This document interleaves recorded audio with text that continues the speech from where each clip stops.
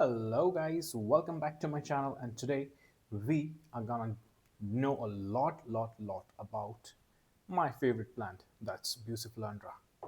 Now, without wasting any kind of time, we will quickly jump into what exactly is Bucephalandra. So, the first variety of Bucephalandra goes as this. Now you look, this is a very good texture. It has a bit of broad leaf, not very broad. It has a bit of curls to the end. The name of this Bucephalandra is called Red Sword Bucephalandra. Now it's very good when we put it to the base. It kind of gives a kind of, you can say, a lustre, a kind of a depth to your aquarium. At the same time, it doesn't kind of make it over bulky, which we face a lot when it comes to any Buce. Now, if we move to the next part of her Bucephalandra. This is Bucephalandra Catherine. Now, this is my personal favorite. Now, these are pretty narrow leaves. If you see here, these are pretty narrow leaves. Now, what happens with this is it has the same kind of curl structure to it. So, the amount of detailing that happens when you use something like this, it's massive. Now, you see, this is a very small bunch of it, but obviously, we have kind of bought this Bucephalandra for a very separate purpose, and we will kind of disclose it in our next video about it. But in this video, let's know more about Bucephalandras. Now, apart from these two Bucephalandras, there is one more variety of Bucephalandras that I normally use, that is Bucephalandra sitang. Now, this is a very compact Bucephalandra. If you see here, this Bucephalandra is very compact. There are so many leaves to it. It has a very good amount of rhizomes, and the best part is you can actually attach it to foreground stones, foreground driftwoods, and it will give you a lot more detailing at a very pinpointed way rather than what these plants actually do. When these grow up, they still stay somewhat around the near about leaves. They do not grow massively big, but it gets more bushier.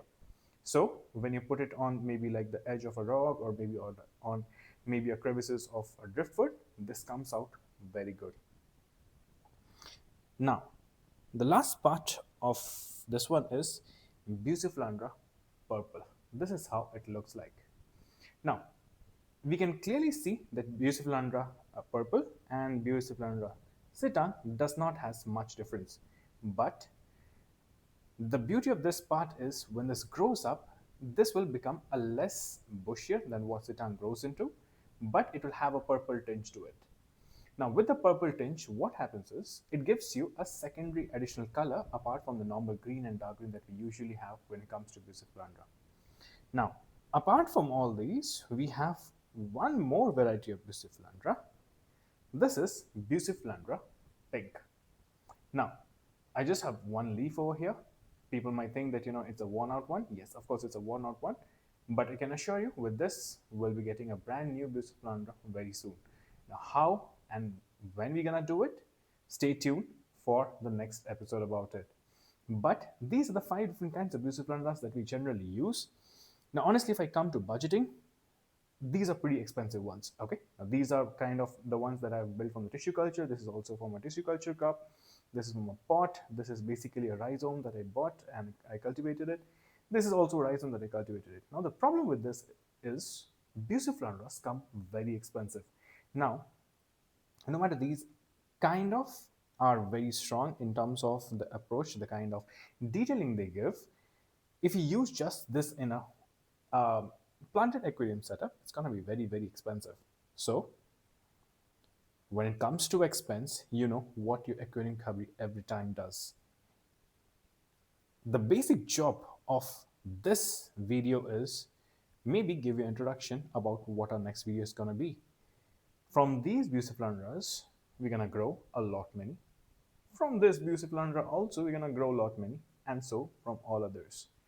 Now, the time frame obviously that we're going to take is a year or maybe a bit more, but the basic idea is Bucephalandra will become a kind of an unending garden for us, and how we do it, stay tuned for the next video. I hope you liked it. Please do not forget to like and subscribe. Thank you and have a good day. Bye-bye.